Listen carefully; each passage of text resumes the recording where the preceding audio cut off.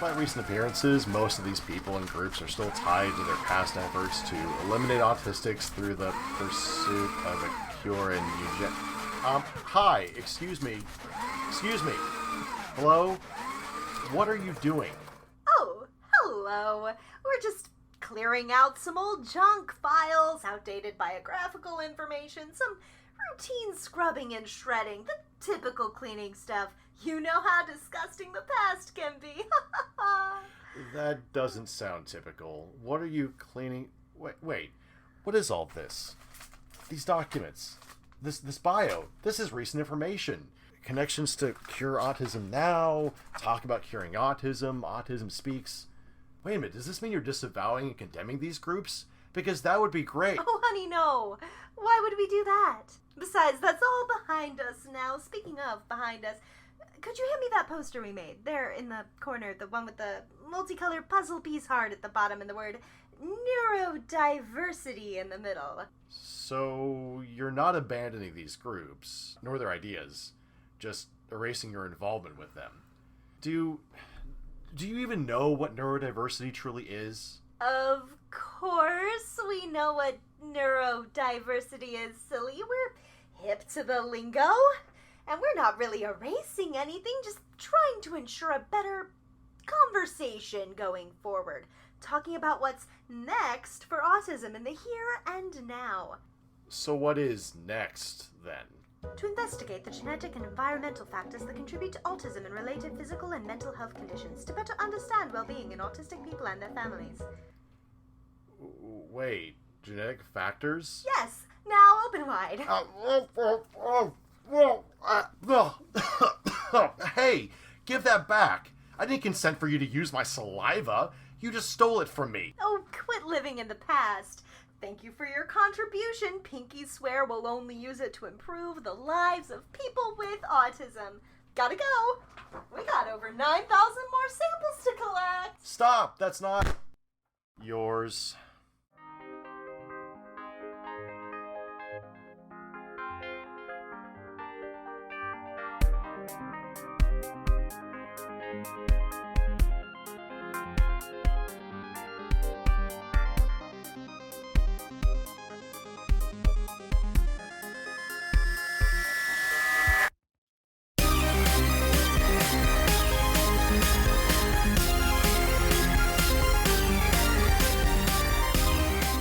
Hello, and welcome once again to Neurologic. I'm your host, Leo Jones. The timeline of modern autistic existence has a multitude of notable milestones along its path, from autism not being diagnosed at all, to the work of Grunia Sukareva leading to the discovery of autism, then to Lorna Wing refining and expanding the definition of autism, which was soon accompanied by skewed media portrayals of autistics in TV shows and movies such as Rain Man, resulting in new and existing autism charity organizations obsessing on fixing or curing autistic children. What happened next is deeply rooted in the memories of autistic activists and self-advocates. Numerous battles for equity, equality, and acceptance for years against an onslaught of horrifyingly biased documentaries, bigoted advertising that agitated and stirred up irrational fear, and a dearth of actual autistic representation across the globe, among other heinous acts. Such a timeline has an abundance of milestones, of course. Covering the entire history of autism and autistics would require a lengthy series of episodes, however. And while this episode will cover some history, it will be much more recent in scope. Unlike past events that were more or less out in front and on display for everyone to see and access, recent proclivities in the autism community, specifically among professionals and charities, include the following. Starting and promoting initiatives that sound magnanimous and dynamic but are deceptively vague. Diminishing and erasing ties to controversial groups, organizations rebranding and changing their logos to revitalize their image while burying the past. And gaslighting autistics who point out these changes. To put it bluntly, scrubbing the record and polishing their image is the hot new trend, and if they succeed, we may be condemned to repeat the past 40 years all over again. Let's begin with the latest rebranding efforts, starting with Taka. If you've not heard of TACA, they are a nonprofit organization founded in 2000 by Glenn and Lisa Ackerman, headquartered in Irvine, California, focusing on autism, specifically autistic children. Their acronym, TACA, since February 5th of 2019, currently stands for the Autism Community in Action, with the N in lowercase. It sounds benevolent, positive, signifies movement and cooperation towards a goal, right? The Autism Community in Action! Way better than their previous acronym translation, which was Talk About Curing Autism. Per press release via PR Newswire, link in the sources. The organization selected this new name to more accurately reflect its mission of providing education, support, and hope to families living with autism. Quote, "The Autism Community in Action expresses exactly who we are and what we do," said Lisa Ackerman, co-founder and executive director. "While we are changing our name, there will be no change to our programs or services which are provided to the autism community almost entirely at no charge," end quote. While TACA is changing their name, it doesn't change who they are and what they do. Some of their highlights of their continuing efforts include promoting the myth that vaccines cause autism, supporting discredited and noted vaccine fraudster Andrew Wakefield, who falsified findings in a research study linking vaccines to autism in an effort to profit from a spurious class action suit against pharmaceutical companies. Promoting other unproven and alleged causes, including aluminum, flame retardant fabrics and carpets, gluten, casein, and soy, any and all food additives, preservatives, and dyes, fluoride, non-stick cookware, plastics, and more. Advocating for unproven, unlicensed, risky, and downright lethal biomedical treatments, including MMS consumption, aka industrial bleach, turpentine, hyperbaric oxygen chambers, vitamin injections, and even chelation. Recovered Kid meetings, that is the actual title of the meeting, that promote the falsehood that autism is something to be recovered from, as though autistics are addicts or something. TACA offers a blueprint for parents to follow on their autism journey, and even with its diagrams and checklists, it's extremely overwhelming. So much so that if you begin to follow it as a parent with a newly diagnosed child, the likelihood of you questioning it goes down over time. It's just too much, too fast, and with absolutely no accounting for how autistics grow up over time. I've said it before and I will say it again. Autistic children grow up into autistic adults, and their abilities fluctuate over time, just like other human beings. But TACA is not really interested in autistic adults, with special emphasis on any of them that publicly disagree with TACA's efforts. Guess that's not the kind of action they mean when they talk about the autism community in action. Another rebranding effort with much more noticeable commotion took place just last year, February 11th, 2020 to be exact. That's when Autism Speaks recolored their puzzle piece logo, added profile stories of selected autistics, added a For the Record page, and declared 2020 their Year of Kindness. Speaking of, how was that Year of Kindness? While current events are largely out of Autism Speaks' control, it's hard not to take a little schadenfreude at how ineffective this marketing campaign was during a deadly global pandemic. Maybe make 2022 a year of accountability or responsibility, or just outright apologies, perhaps. While Neurologic covered this last year in episode 22, entitled Be Kind to Us, Don't Rewind the Past 15 Years, it's still worth noting that even with these changes, Autism Speaks is still the same. Mired in controversy, unapologetic in its past. That's, of course, even if they acknowledge it, and promoting itself as the de facto autism charity across the country. Despite efforts to erase connections to organizations like TACA, Generation Rescue, Age of Autism, and more, it will take action beyond buying a new logo, putting autistics on display, and pontificating on being kind towards others. Of course, Autism Speaks changes did ring hollow with numerous people, including the NCSA.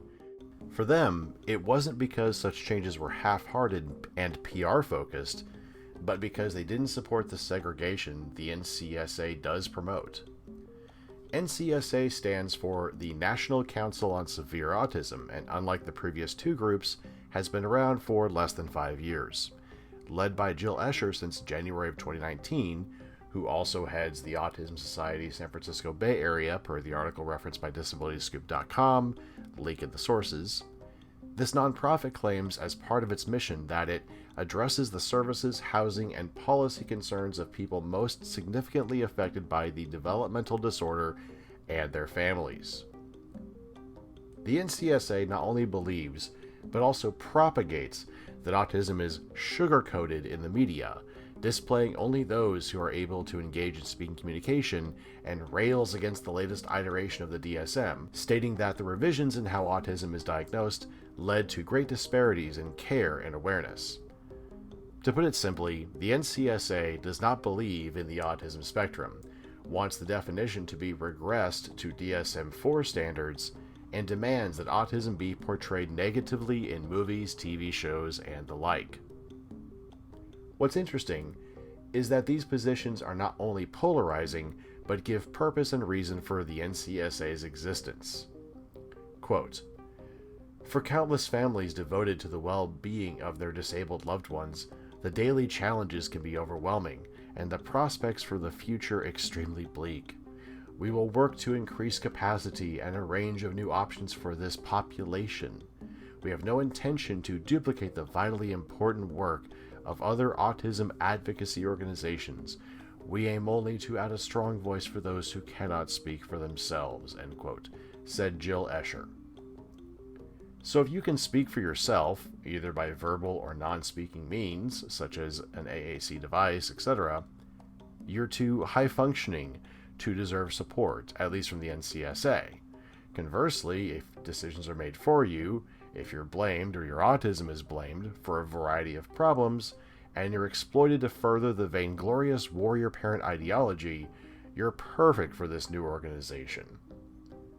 NCSA has stated they're not advocating for a cure, but the way they phrase this explanation is dubious. Quote, "Because autism is usually rooted in abnormalities of early brain development, the word cure is probably misleading. A cure is likely physiologically impossible. Nevertheless, we should doggedly uncover the causes and do everything we can to reduce suffering," end quote. Currently, there are no autistics, speaking or otherwise, serving on any NCSA board per their website. Why NCSA makes this episode isn't necessarily because of their direction, nor hair-splitting on what makes someone really autistic, but because of how close Autism Speaks is to the NCSA. For example, Judith Ursitti serves as NCSA's CPA member, as well as Director of State Government Affairs at Autism Speaks. Allison Singer, who previously served as Executive Vice President of Autism Speaks and founded the Autism Science Foundation in 2009, serves as NCSA's treasurer. One could theorize that, due to successful activism against Autism Speaks, the more divisive individuals of Autism Speaks unofficially spun themselves off into this separate organization as a way to clean up their image and deflect criticism before doing the rebrand in 2020. Now, as plausible as this may seem, it's only an unproven theory. So, what's next? Seriously, I'm asking, what's next for autism? Formerly New York Center for Autism, then New York Collaborates for Autism through 2012, this nonprofit organization is called Next for Autism and was founded in 2003 by Laura Slotkin and Eileen Lehner, parents of autistic children.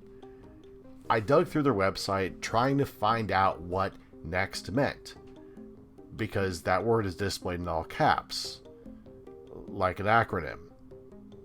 Still no idea what it means. Here's their mission statement. Quote, "Next for Autism transformed the national landscape of services for people with autism by strategically designing, launching, and supporting their innovative programs. We believe that individuals with autism have the potential to live fulfilling, productive lives when supported by excellent services and connected to their communities. We continually ask, what's next for people on the autism spectrum?" End quote. Oh, I get it. It's a failed attempt at wordplay. Oh, okay.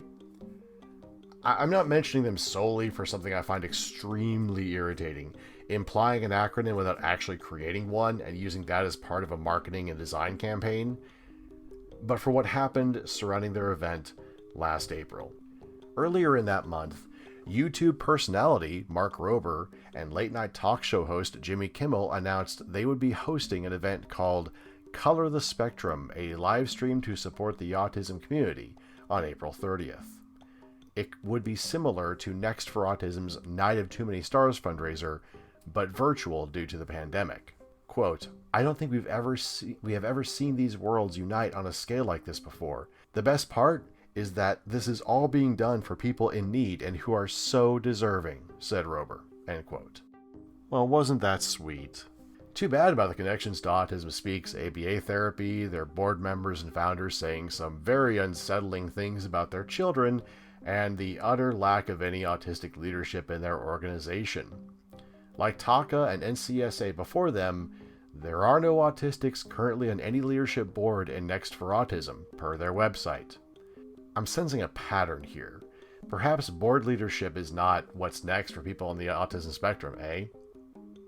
Founder Laura Slatkin was once quoted in an article from Town & Country magazine in 2006 saying, quote, "It would mean the world to have my son back. Not back because I never had him, but to have David turn and say, 'I love you, Mom,' or 'I want chicken for dinner,'" end quote. She continues, quote, "We all share that hidden, dark thought," end quote. Harry Slatkin, her husband and David's father, was quoted in the same article, referencing what he also said in a documentary called Autism: True Lives, stating, quote, "We put locks on all the doors leading outside because we didn't want David possibly going into the pond. But there were times when you hoped he did, because you wouldn't want him to suffer like this all his life." Harry continued, "We're lucky. At least he's not eating his feces or smearing them on the wall," end quote. When asked about David's development, Laura responded, quote, "After 9 or 10 months, I said to one doctor, 'It's been a while now. Where would you say David fits on the spectrum of autism?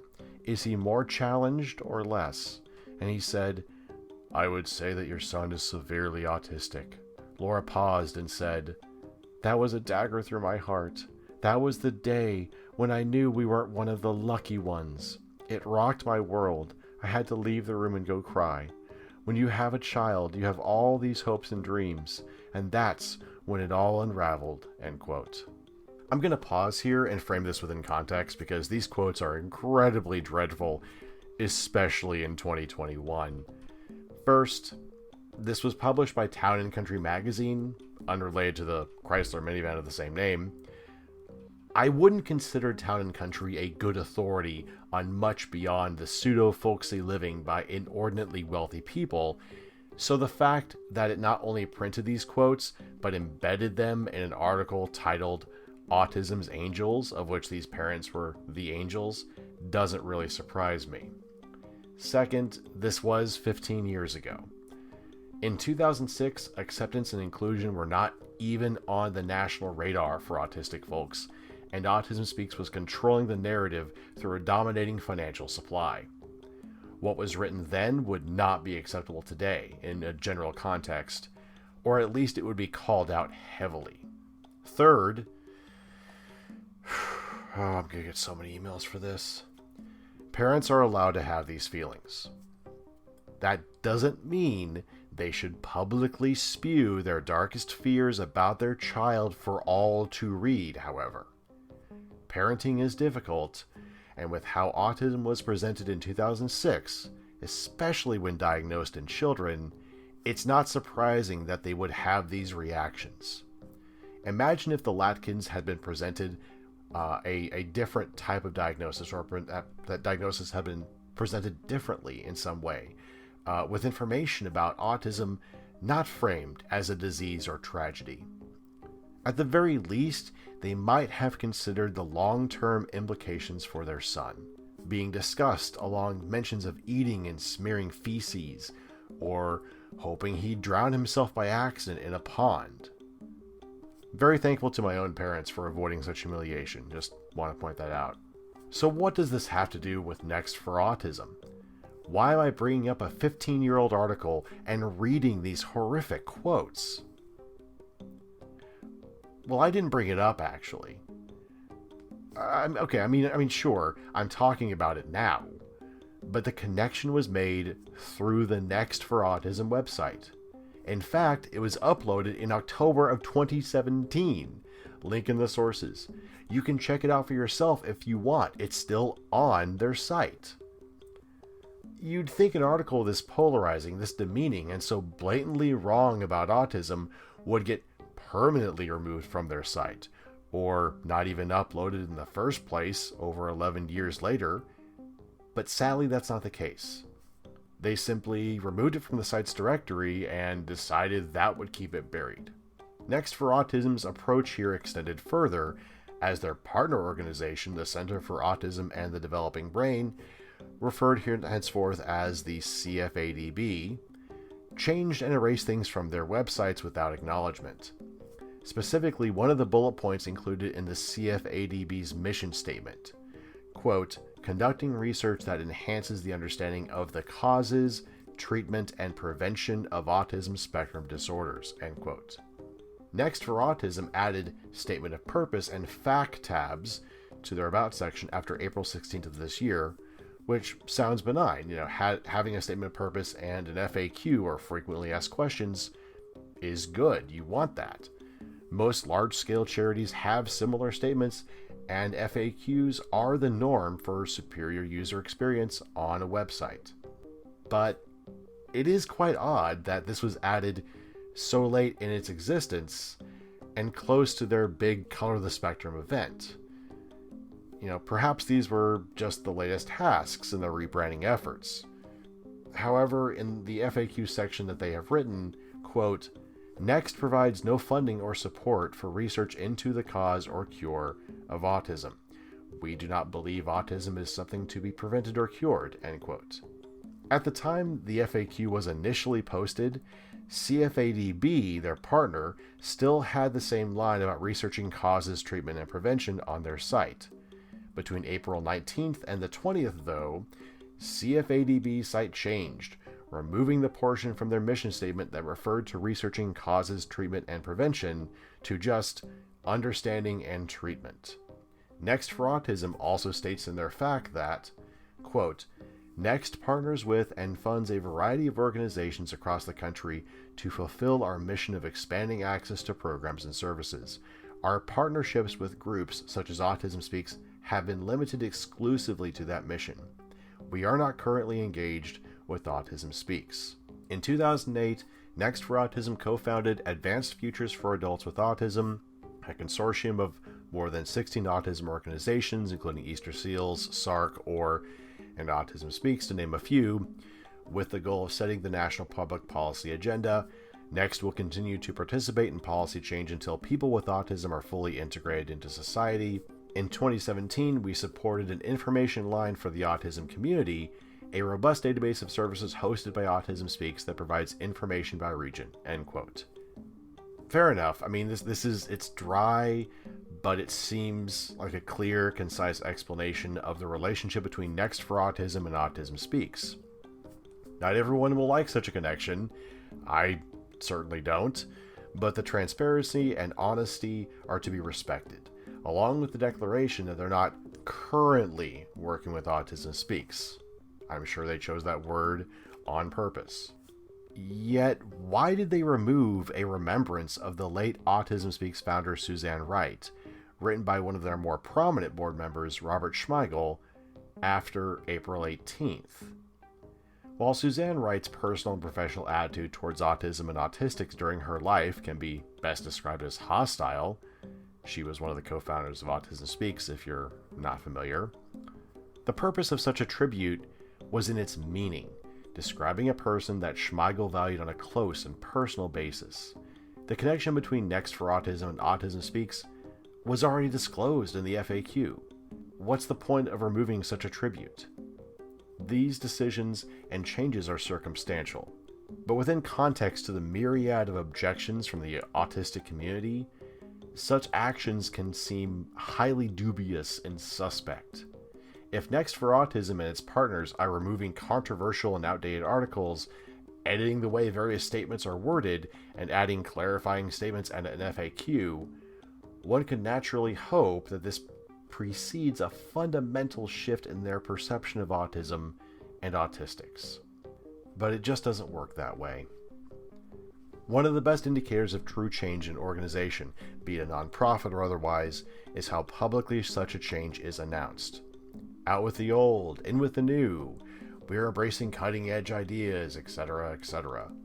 But if such a group quietly disposes of articles, edits web pages, and makes blanket statements surrounding their support of controversial issues, it's clear that they're, at the very least, recognizing their past as shameful and reprehensible, and would rather discreetly sweep their indiscretions under the rug.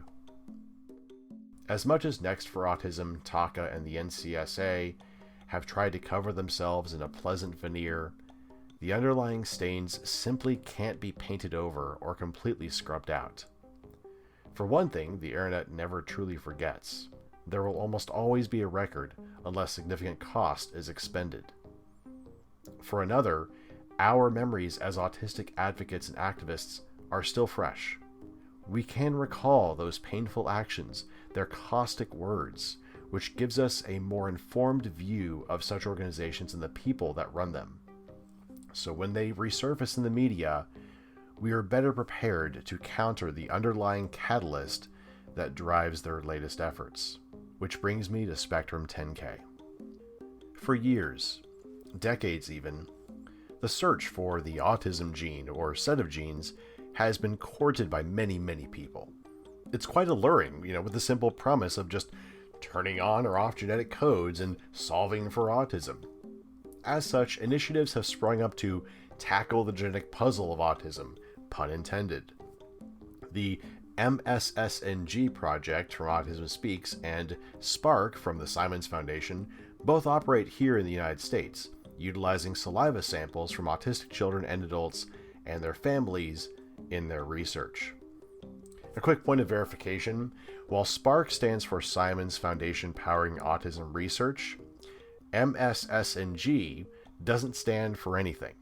Like Next for Autism, it's a flimsy attempt at wordplay, alluding to what MSSNG, or pronounced missing, claims is a nod to the great deal of missing information about autism.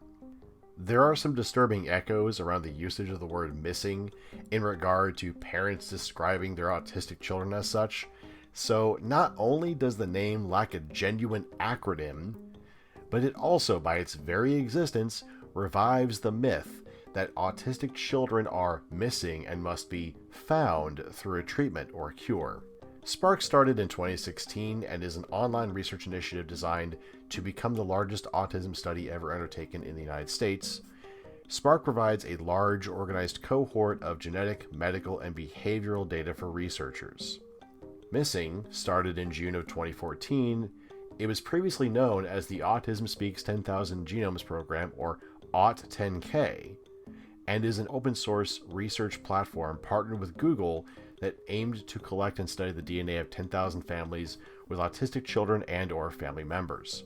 As of 2019, Missing has reached over 11,000 genomes. I really cannot get over saying Missing. I'd rather say MSSNG, but they do pronounce it Missing. I hate it, but it is the way it's pronounced, so my apologies. With both Spark and Missing focused primarily in the United States, Spectrum 10K has recently begun in the United Kingdom, controlled by Cambridge University with Simon Baron-Cohen named lead researcher. The stated goal to investigate genetic and environmental factors that contribute to the well-being of autistic individuals and their families, end quote. And that was per the project's website. Spectrum 10K, like its US counterparts, aims to collect genetic material from 10,000 autistic people in the UK to identify, quote, the genetic causes of autism and the environmental ones, according to Simon Baron-Cohen. Now, if you're not familiar, Simon Baron-Cohen is a British clinical psychologist and director of Cambridge University's Autism Research Center. His book, entitled 0 Degrees of Empathy, released in 2011, claimed autistic people lack empathy. However, he has spoken out against eugenics in the past based on one of his tweets from 2018. To be honest, there's a lot more controversial and problematic issues with Baron Cohen, but for the sake of this episode, we're going to limit this to just Spectrum 10K. Baron Cohen's lesser-known American colleague, Professor of Human Genomics Daniel Geschwind, is also part of this project. Geschwind describes his work as identifying genetic factors that cause ASD and then using this knowledge to understand the mechanism of the disease, end quote. Now, while the term disease might have functional correctness in the most base and broad implications of the definition, the global social consensus points to a much more specific set of characteristics regarding what a disease is. Autism being classified as a disease has incredibly negative connotations, as though it's something extremely undesirable, transmissible, and above all, curable. It's a convenient way of dog whistling that one is in favor of a fix, a cure, or finding the cause. Yet another form of concealing purpose and motivations. Geschwind was also part of the Autism Genetic Resource Exchange, a genetic database funded by Cure Autism Now, or CAN, an organization that was merged into Autism Speaks in 2007. It seems like every time we talk about organizations that want to cure autism, there's a connection to Autism Speaks, and even a connection to current day efforts. In an interview with Spectrum News 2 years later, Geschwind said, quote, "If you're interested, even in a more abstract way, in human behavior and human cognition, autism is an extraordinary window into that. It involves dysfunction in social cognition, language, the things that are really part of what makes us human," end quote. So between these two professors, around the same time frame, they stated autistics are diseased and questioned how human we are. These are the same people in charge of the collection, analyzing, and research of thousands of autistic individuals' genes. How can they be trusted? Sure, opinions and conclusions can change over time, but it would be more convincing if both had come out publicly against their earlier comments, refuted patently wrong assumptions about autistics, and had genuinely involved autistics with their consideration of various initiatives. Doubtless to say, neither have really committed to any of those steps. But let's assume they have. They've grown and learned and listened to the autistic community and have truly changed for the better. It benefits their research and subsequently their careers too, after all. So then, what's the problem with this research? While there are a plethora of problems with how Spectrum 10K was devised, planned, and currently carried out, and I do mean a plethora of problems, there's just so much. More on that in a bit. In a general sense, there are two major issues with genetic autism research, and they tie in with a singular question. What is autism? The definition of autism is not based upon a discrete pathology, but one that is contingent upon judgment of a healthcare provider administering a diagnosis through diagnostic tools, whereas a discrete pathology would be determining a cancer diagnosis from a biopsy, for example. The researchers behind efforts to find the autism genes or genomes have failed in doing enough preliminary assessment to determine whether or not it's even possible, not because of our scientific or technological limitations, but because of the continued argument over what being autistic actually means. Cancer is easily definable. Abnormal cells no longer under the body's control that divide exponentially, causing destruction to organs and tissues. But can you just as easily define autism? No. Look up the term cancer and you'll get concurring definitions from a variety of medical institutions and establishments, charities, and nonprofits. If you look up the term autism, however, the scope widens and narrows depending on which one you're reading. Autism spectrum disorder is an umbrella term in the DSM-5, which means it covers, but does not require, many different symptoms. The old tired saying of, if you've met one person with autism, you've met one person with autism, symbolizes this. We are still way behind on accurate diagnosis numbers in both women and racial minorities, not to mention older adults. The rise in children being diagnosed, despite fence-riding medical professionals who don't want to admit their mistakes, is not due to a rise in autism itself, but through better diagnostic tools, public awareness, and exhaustive advocacy efforts led by autistics and autistic organizations. We simply don't know how many people are autistic, not even enough to make an educated guess that can be relied on for future projects. How many older adults had to pursue a diagnosis beyond one or two providers? How many of us were diagnosed later in life and given the option to not label ourselves? What proportion of our world's doctors refuse to give a diagnosis unless their patient needs it for a specific accommodation? What if someone is misdiagnosed as autistic? Our medical institutions and professionals don't agree with autistics on what autism is, and they can't even come to a more precise consensus on what autism is among themselves.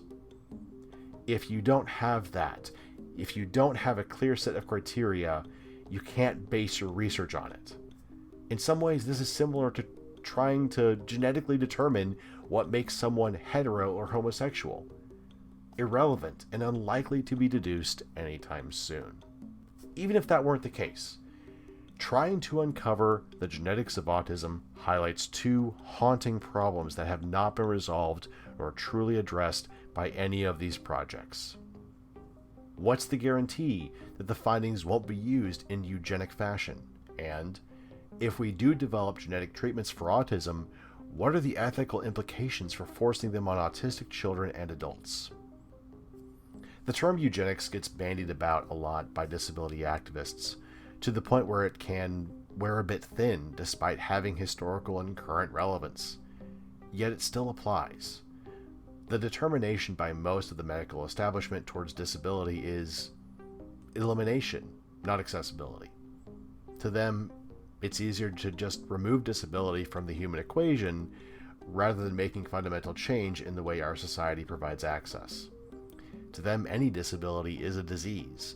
It's unwanted, undesired, and makes people with them fundamentally lesser than their peers. While this isn't hidden, the medical model of disability continues to dominate modern healthcare for most of the world. It's assumed to be the correct perspective by those administering such research. Quote, "There's no way that we can ever say that a future political leader or a scientist won't use the research for eugenics," end quote. That's from Simon Baron-Cohen, one of the leaders of the Spectrum 10K project. It is highly likely that if specific genes are determined to be causing autism, it will lead to a prenatal test and will be implemented along with other prenatal tests for those expecting a child. Now, that doesn't mean an end to all future autistics, but it does mean a greater potential for indirect harm. What if parents refuse the prenatal test? What if they choose to have the child even after a positive prenatal test? How will these parents be viewed, criticized, judged by others, even their healthcare providers? If such judgment is a serious fear and constant problem for many parents of autistic children today, why would we want to exacerbate that? If prenatal testing reduces the ratio of autistic children, what does that do to the already limited resources for them? A short-sighted perspective would assume that less autistics equals more resources and funding. But with disability, that's never the case. Once numbers start declining, so will resources, accessibility, accommodations, and the mandates for them. Skepticism will rise as autism will be thought of in the past tense, making life for autistics even more difficult in the future than it already is today. These same factors can be applied similarly to genetic treatments, putting the onus onto autistics to fix themselves, and allowing schools, workplaces, and governments to use the availability of such a treatment as an excuse to not be more accessible and to not provide accommodations, essentially stating, "Why do we have to do anything different? You're the one whose DNA is broken." Genetic research for life-ending diseases like cancer is important and productive. It saves lives. But what applies to cancer doesn't apply to neurocognitive differences within our species, and right now is definitely not the time for even considering such research on autism. We do need more research for sure, in how societal norms and taboos impact the lives of autistics, the way doctors deliver a diagnosis to parents and adults, what therapies have measurably positive long-term outcomes, etc., etc. But this isn't going to make things better for any autistic in the future. It's time we stop hiding the reality of genetic autism research, whether it's by obfuscating medical terminology or by artfully positive language. Ultimately, all of these actions form a pattern of erasure, a pattern of disguising present intent while suppressing the past, a pattern of deliberate tactics to avoid being held accountable for the damage that has been done to the autistic community, with the likelihood of that damage being perpetuated well into the future. But such efforts are clumsy, sloppy, and inattentive. Despite the numerous examples and plenty more that I couldn't cover, we're able to find and expose them for all to see. The evidence still exists, and the weight of those noticing it is mounting heavily. Remember when I stated a moment ago that there are a plethora of problems with how Spectrum 10K was devised, planned, and currently carried out? Currently, it isn't being carried out. Spectrum 10K, at the moment, has paused all recruitment efforts regarding its collection of DNA. There is so much uproar, critical concern, and objection over its vague, unclear claims, purpose, process, involvement of autistics, and other problems, that as of September 10th of this year, they had little choice but to halt all current actions. As Simon Baron-Cohen wrote in a statement on the project's site, quote, "From the feedback we have received from the autistic people, their families, and charities, we can see that we need much wider consultation, that we were not clear enough about the aims of the study, and that aspects of our study need further discussion. We apologize unreservedly for these issues and for any distress that they have caused." End quote. While this could be yet another tactic, another waiting period for the critical noise to dwindle before moving forward with the same procedures, it demonstrates that our efforts are effective, that our allies are listening, and most importantly, that we are cementing our chair at the table, and no matter how hard they scrub, they will never be able to fully remove it. I'm Leo Jones, and this has been Neurologic.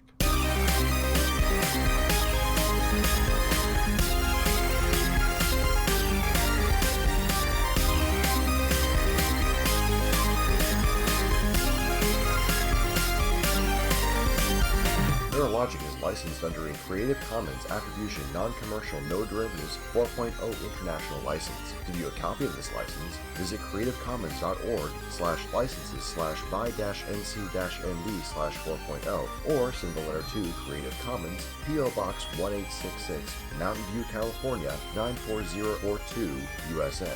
Neurologic uses the song Furious Freak, created by Kevin MacLeod, for its intro and outro music. Visit him at incompetech.com. Furious Freak is licensed under Creative Commons by Attribution 3.0 license, creativecommons.org/licenses/by/3.0. You can reach Leo Jones and Neurologic by email at neurologicpodcast@gmail.com.